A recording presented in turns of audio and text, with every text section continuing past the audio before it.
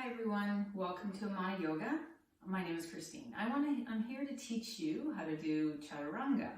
So we've been live streaming classes and doing more videos online so that we can reach more people and reach our students during this pandemic and having to work remotely.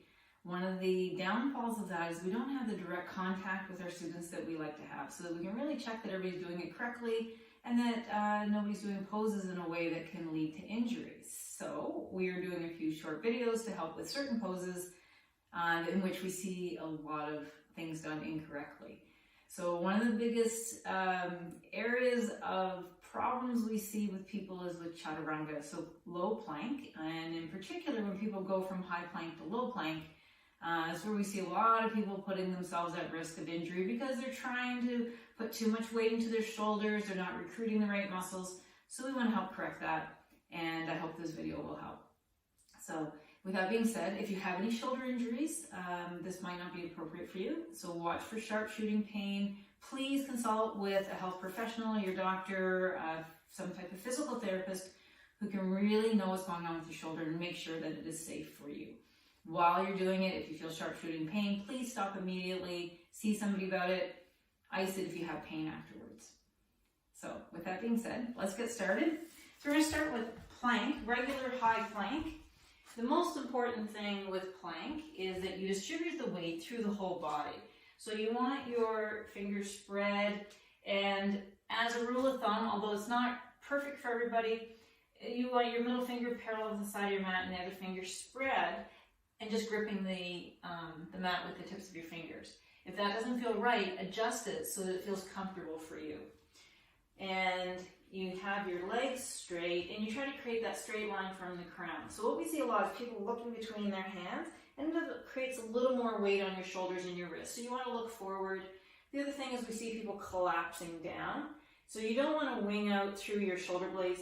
You want to be lifting so that your shoulder blades are broad and your back is fairly level between your shoulder blades, and you're not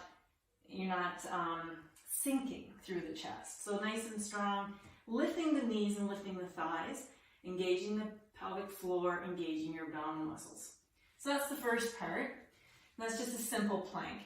When we do Chaturanga, and that's when we go down from high plank to low plank, the key thing that we want people to do is, first of all, keeping your elbows over your wrists and not letting your shoulders go below your elbows, and then also not taking your arms out to the side. So you want to hug your arms right into your waist, and your arms will be at a 90-degree angle, and your elbows are level with your ribs, or right in tight with your ribs.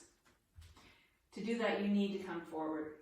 So one way to make sure that your elbows are not falling back is you can use blocks behind your wrists, behind your forearms, so that when you come down, you notice if your elbows are sinking back. So you're looking forward, you let yourself come forward and lower the elbows in line with the wrists. The next thing is to make sure that your shoulders don't go below your elbows.